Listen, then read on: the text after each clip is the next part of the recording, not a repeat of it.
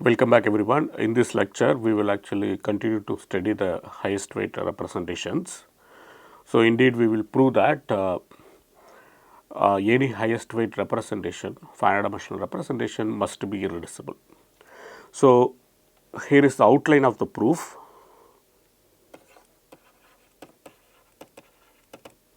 So, let us start with V being finite dimensional highest weight representation.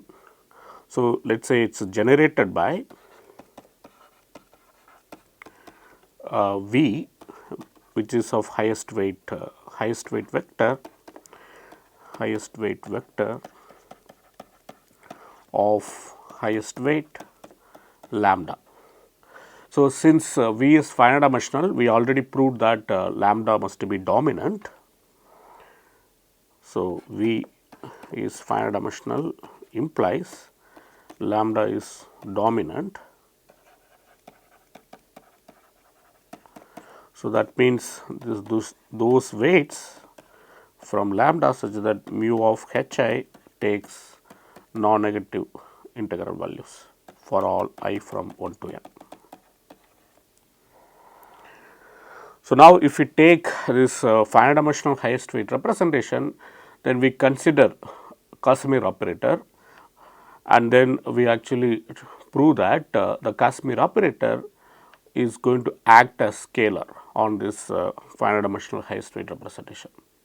So, this is what expected if we want to prove V is irreducible, because Casimir operator we already shown that it is a G module map from V to V.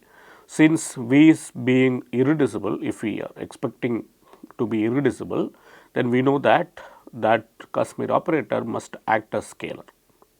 So, let us say the Casimir operator actually acts as some C lambda. Okay. The first thing to prove this C lambda is independent of the highest weight representation that is chosen. It depends only on the highest weight lambda. So, that is the first observation we make. So, first observation,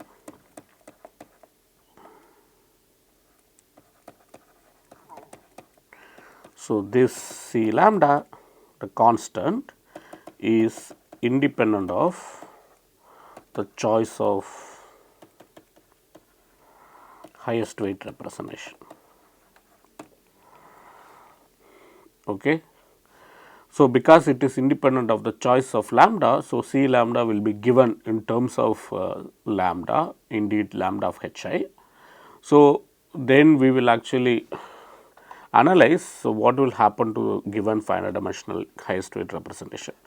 So, if we take V to be finite dimensional highest weight representation of lambda, okay, maybe associated with lambda. So, then if given any finite dimensional representation, one can easily prove that it must contain irreducible subrepresentation. So, for example, you can consider the collection of all G submodules of V and then take the smallest non-zero module which has smallest dimension. Okay. So, if we collect all V dash, okay, let us say V dash is G submodule such that the dimension V dash, so this is non-zero submodule, that is important, such that dimension of V dash is smallest possible. Okay. So, that means this V dash must be irreducible, otherwise it must contain some proper submodule that will actually have that will be non-zero proper submodule, and that will have dimension smaller than the dimension of V dash. So, we do not want that. Okay. So, basically what we mean by this is the minimum of dimension of W non-zero, and W is being subrepresentation.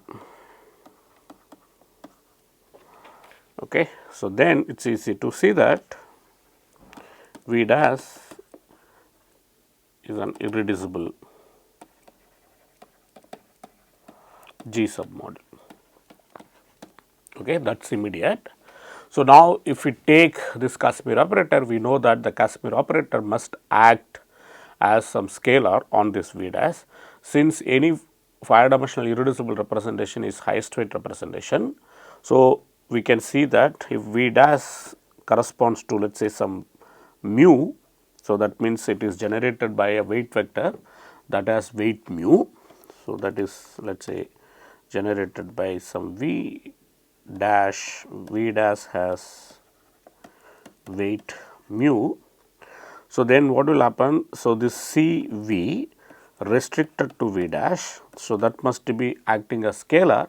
So, that scalar will be given by C mu. But already we have C V acting on V as C lambda identity on V. So, this forces that C mu must be equal to C lambda. So, now what we do? So, we will calculate the C lambda very explicitly and using the information about C lambda and lambda and mu being both dominant, because mu is being highest weight for this irreducible model V dash, which is 5 dimensional. So, mu must be dominant. So, that will force that lambda is same as mu. So, we already observed that the dimension of this top highest weight space corresponding to this lambda is 1 dimensional. So, that will actually tell you that. So, this V dash is indeed inside C V. So, that will force that this V dash must be equal to V. Okay. So, this is the outline of the proof. So, we have to actually check one by one. So, for all these ideas, we have actually very explicitly used the computation of this Casimir element, how it acts on capital V. So, we are actually going to do that very carefully. So, before that, let me recall what we have proved so far. So, if you start with V being 5 dimensional G module. Okay, so, we already observed that there are two different forms that we have introduced on SLN plus 1. So, indeed they are actually multiple of each other, that also we have verified. For example, we have this killing form, so which is given by the trace of add x add y. So, this is the killing form, and we have verified that. So, this killing form is indeed multiple of trace form. The trace form comes from the usual representation of SLN plus 1. So, it is a product of matrices x y and then you take the trace. So, then we observe that the killing form differ by this trace form by multiple of 2n plus 1. Okay, this is something we have already verified. So, because of this we can actually always work with one of the forms, that does not matter. So, we will choose to work with trace. So, in all classical books that you see on Lie algebras, so Humphreys or Carter and so on, they all use killing form in order to actually do the computation, because the killing form is very natural form that actually defined on the semi-simple Lie algebras. So, it is one of the important characterization of the semi-simple Lie algebra that says the corresponding killing form is non-degenerate. But here we have explicitly computed it and we verified that the trace form is non-degenerate. So, we will actually use the trace form. So, we take the trace form. So, let us call it B.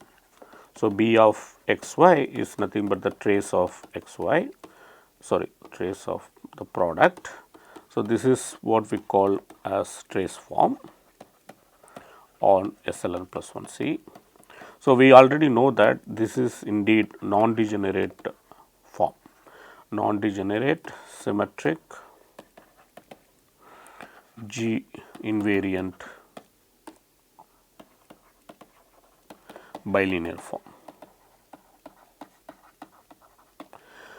So, in particularly we can actually define Casimir element with respect to this form. So, we start with the basis. So, let x 1 etc. x m be a basis of G.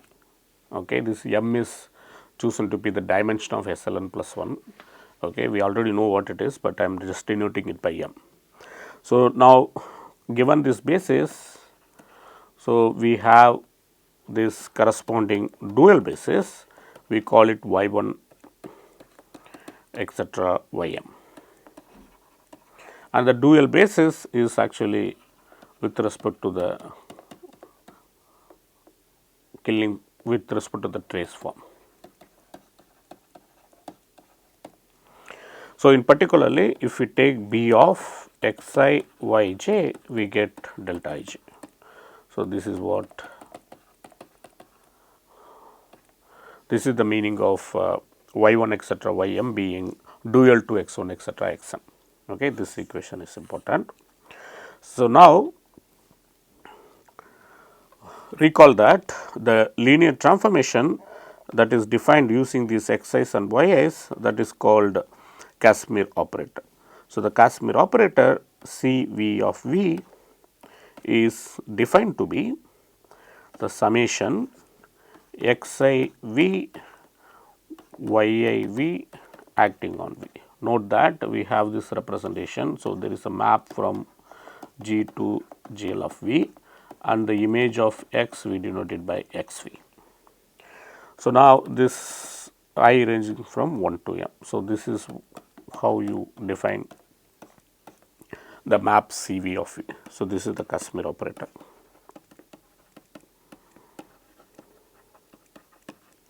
And we already verified this operator actually commits with the action of G. So, this is something we already proved. Cv is indeed G module map.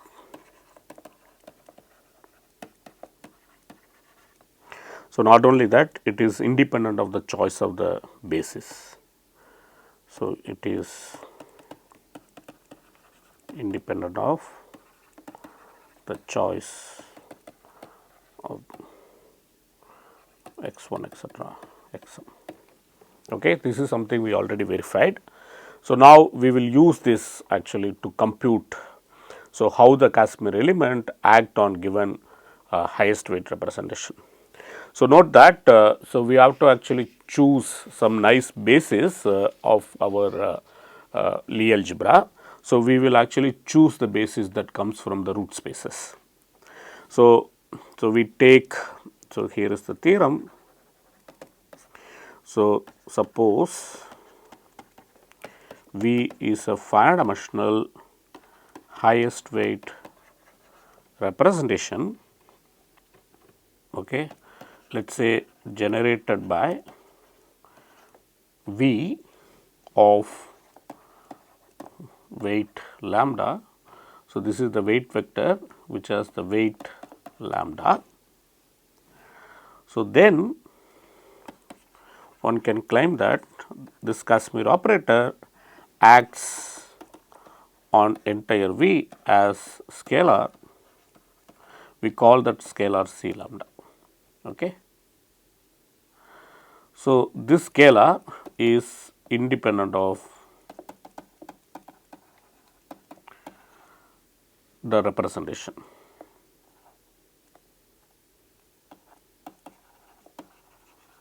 Okay, that is the most important. So, we will give actually very explicit formula for this, and we will do that while computing it. Okay. But most important thing, using the formula one can immediately see that it is indeed independent of the representation that we choose. So, ultimately we will prove that, okay, so given this highest weight representation will be irreducible, and once you fix lambda which is dominant, then there can be only one highest weight representation that corresponds to the highest weight lambda. So, in particularly, so whatever the scalar that we are going to get should be independent of the representation that we begin with, okay, because there is only one representation that corresponds to lambda. So, how do we do this computation? So, let us start doing the computation. So, let us fix some notations. So, you have this natural identification using the PBW theorem. So, where V is coming from V lambda. So, this is the highest weight space. and we already know that the dimension of V lambda is 1. This is something we already observed. So, now what we are going to do, we are going to choose a basis of G SLN plus 1. So, we stick with the standard basis. So, that is a basis coming from the root space decomposition.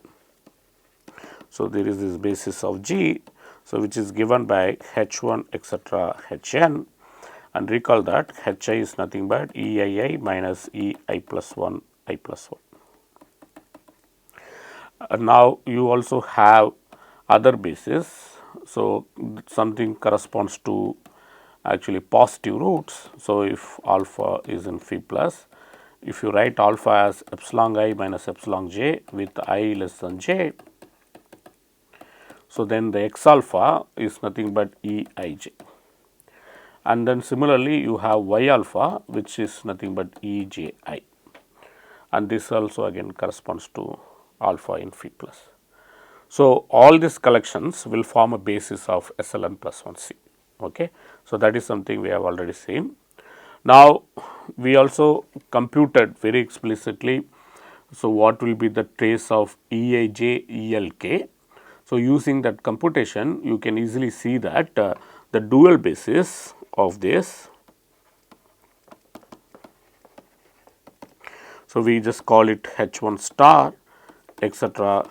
Hn star, okay, that is the dual of this Hi, and then it is easy to see that if you take x alpha, the dual of x alpha will be y alpha, and similarly for y alpha the dual will be x alpha. So, that is easy to verify because the trace of Eij Eji is 1, and if you take trace of Eij with any other Elk, so that is going to be as far as this Lk is different from Aj, it is going to be 0. So, using that one can verify that x alpha is dual to y alpha. So, it is a simple computation, I will leave it to you. But the most important thing, so we have chosen this H1 star etc. Hn star as dual of this H1 etc. Hn with respect to the trace form. Okay, this is with respect to the trace form B.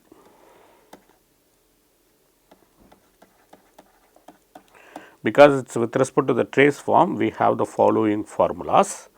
Okay, so, this will just let me write it down. So, if you think about it, if I actually take this map from H to H star, so we can actually define this H goes to B of H comma dash. Okay. So, I will leave it as exercise, it is a very simple exercise. If you restrict the trace form to the diagonal matrices in SLN plus 1C, then that is again non-degenerate symmetric bilinear form. Okay. So, here is the exercise, it is a very simple exercise. You restrict B to H cross H. Okay. So, then it defines actually symmetric bilinear form, and that is non-degenerate form, non-degenerate symmetric bilinear form. In particularly, you are able to identify H with H star using this following map.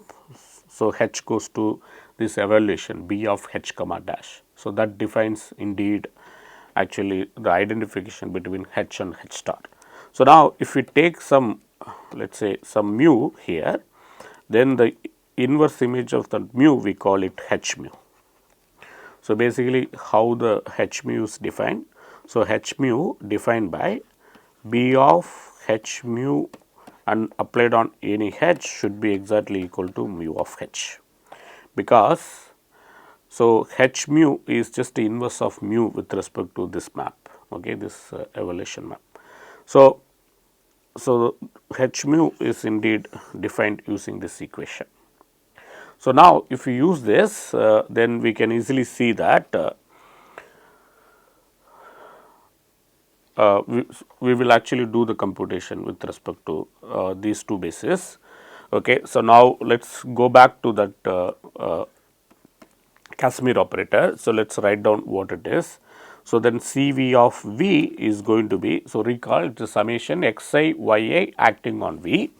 So, now for for those things we have this different basis elements. So, in particularly we have summation, this is corresponding to the carton hi star, I range from 1 to n, plus summation x alpha y alpha, alpha coming from phi plus.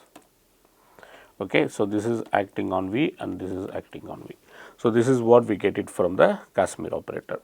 But note that when alpha equal to epsilon I minus epsilon j, and again I comes from I j comes from 1 to n plus 1 such that I less than j. So, then x alpha is nothing but E I j, and then y alpha is nothing but E j I, and if you take the bracket x alpha y alpha, then that is nothing but E I minus E j j.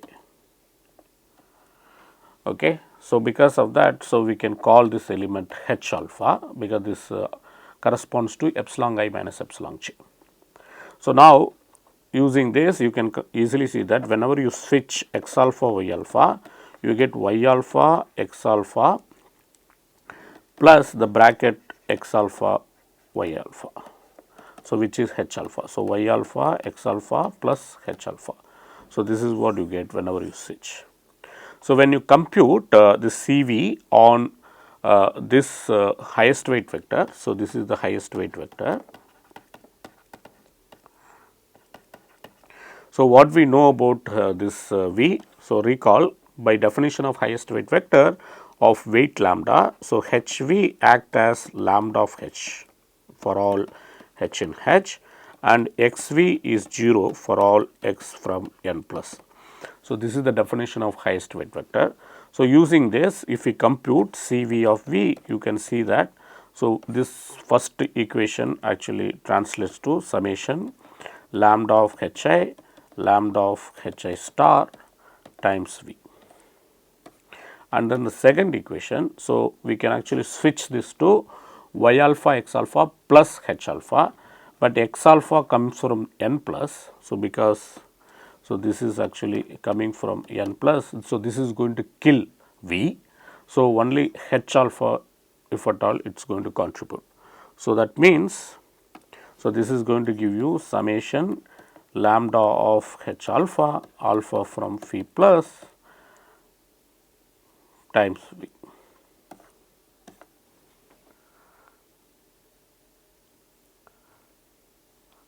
Okay.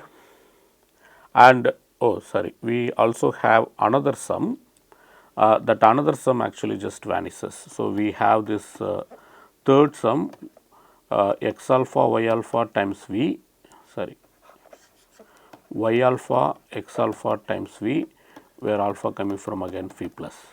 So, the very first term corresponds to H, and this sum corresponds to n minus, sorry, n plus, and this sum corresponds to n minus, because we have 3 types of bases. So, this is the first type, this is the second type, and this is the third type. So, we have to run over all these 3 types. So, then if you do that, then we can see that we have this 3 sums, and since x alpha v is 0, so this sum already vanishes.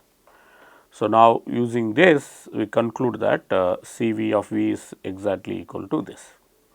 Now, what is about this first scalar? So, let us actually try to actually compute it and then see what it is. So, if you think about it, so lambda of this E I minus E j j. So, this is going to be, so let us write lambda in terms of the epsilon I basis. So, if you write it in the epsilon I basis, so then you can actually easily see that. So, this is going to be some a 1 epsilon 1 plus etcetera plus a n plus 1 epsilon n plus 1. So, I have already told you before. So, only the restriction matters. So, this is always modulo the space epsilon 1 plus etcetera epsilon n plus 1. So, we can choose these AIs so that we can write it in the epsilon I basis. So, now if you think about it, this lambda being actually functional, on H star. So, lambda of I minus Ejj is going to be exactly, so AI minus Aj. So, if you are not comfortable in using this epsilon I basis, you can also write it in the alpha I basis, there is no issue. So, for example, if I write this EII minus EJJ in terms of HIs, then you can easily see that this is HI plus 1 plus etc. plus HJ, because HI being EII minus EI plus 1 I plus 1. So, you can easily see that this difference is going to be this sum. So, in particularly this lambda of this EII minus EJJ is going to be lambda of HI plus etc. plus lambda of HJ. So, one can also use this alpha I basis. So, then this is let us write it as some C1 lambda of H1, sorry, C1. So, we want to write it in the dual basis of that. Okay. So, if you want to write it, then it is, you are writing it in the fundamental weights C n omega n. So, recall omega I is the dual of His, the dual of Hs. So, that means omega I defined using omega I of Hj to be delta Ij. So, using this equation, one can define omega i's. So, these are called fundamental weights, fundamental weights. So, now if we use these fundamental weights, you can actually see that this lambda of EAI minus EJJ is given by the sum of these numbers, which is exactly C1 Ci plus etc. plus Cj. Okay. So, note that these are all non-negative numbers. So, this sum will be non-negative integer. So, now let us look at this first sum very carefully. So, if we take this identification H with H star, then B of H mu applied on H is actually mu of H. So, using that one can actually rewrite this term. Okay. So, recall lambda of H is nothing but B of H lambda H. Okay. That is how the dual H lambda is defined. So, now using this you can see that lambda of Hi is nothing but B of H lambda Hi, and lambda of Hi star is nothing but B of H lambda Hi star. Okay. So, this is all just by definition. So, in particularly the first sum that we are interested in. So, let us call this as first sum. So, this is the first sum. So, then that is going to be equal to summation B of H lambda Hi, B of H lambda Hi star, okay, where I range from 1 to n.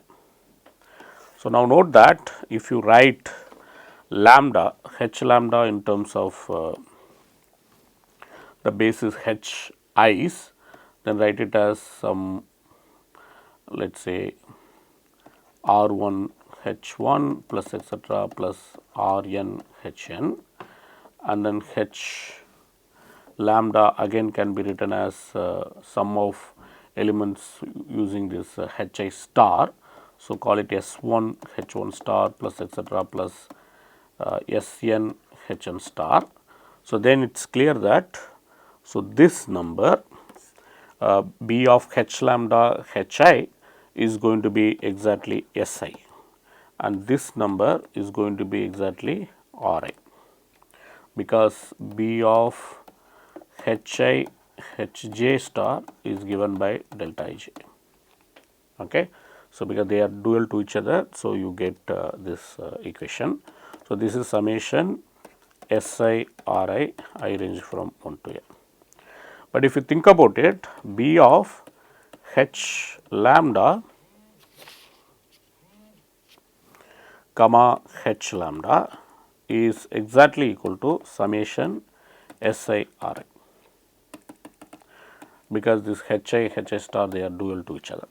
So, this is exactly B of H lambda H lambda.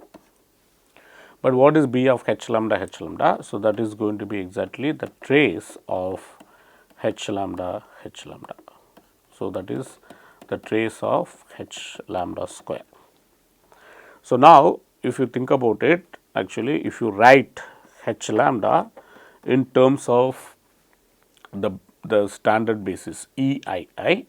So, because H lambda is a diagonal matrix, so one can write it in terms of EII basis.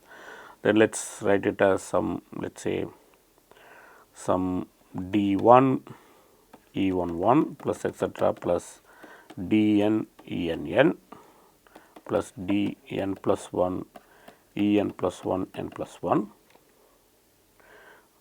because we are considering n plus 1 by n plus 1 matrices. So, then it is clear that the trace of H lambda square is nothing but D1 square plus etcetera Dn plus 1 square. Okay. So, this is the expression that we will be using. So, you write your dual element H lambda in terms of the standard basis, then the first sum, the scalar, becomes very explicit in terms of that. So, now look at CV of V. So, again there is this second sum, the second sum also we need to understand. So, what is about the second sum? If you think about the second sum is nothing but summation lambda of H alpha, alpha coming from phi plus. So, now this is nothing but summation lambda of EII minus EJJ, where I less than j less than or equal to n plus 1 less than or equal to 1. But lambda of EII is nothing but the ith projection. Okay. So, there is a close relationship between lambda and H lambda. Maybe let us write down everything in terms of H lambda, because we got this first sum in terms of H lambda. So, if you think about it, so what is your this lambda of EI minus EJJ? So, this lambda EII minus EJJ is nothing but B of H lambda comma EII minus EJJ. So, this is nothing but B of, so this is in terms of the trace form, trace of H lambda times EII minus EJJ. So, since EII minus EJJ, it is a diagonal matrices which has 1 on the ith place and minus 1 on the jth place. So, if you H lambda being a diagonal matrix, so this is going to be exactly giving us the ith entry minus the jth entry, that is di minus dj. So, this is exactly summation di minus dj, where I less than j less than or equal to n plus 1. So, we have very explicitly how this CV of V acts. So, CV of V acts as some C lambda V. Okay. So, where this C lambda given by, so this is small c. So, first you take the trace of H lambda square. Okay. So, this is what we are taking. So, that is summation d I square, I range from 1 to n plus 1. Then you take the second sum, I less than j, so that d I minus dj. So, this is what C lambda very explicitly. Okay. So, this is as explicit as possible in terms of lambda, because H lambda is determined by lambda. Okay. This is nothing to do with the representation. So, that means this scalar C lambda is independent of, note that. So, this is independent of the representation. Okay, but we still haven't told why that CV acts as scalar. So, we already know that V being a highest weight representation, V can be spanned by the following vectors: y beta 1 power r 1 etc., y beta n power r n.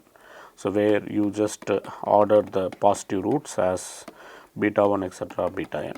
So, this is the ordered set of positive roots.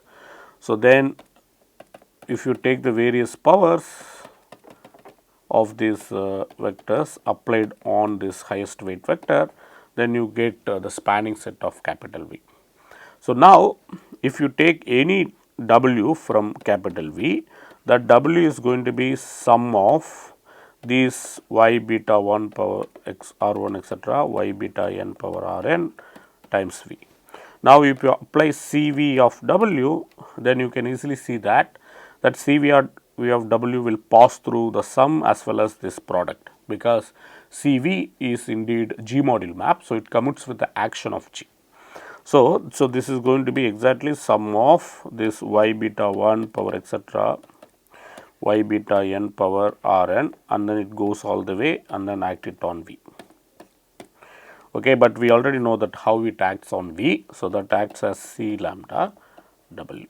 So, this proves that for any W in W, CV of W is given by C lambda times W. Okay, it is as explicit as possible, okay, and given in terms of lambda.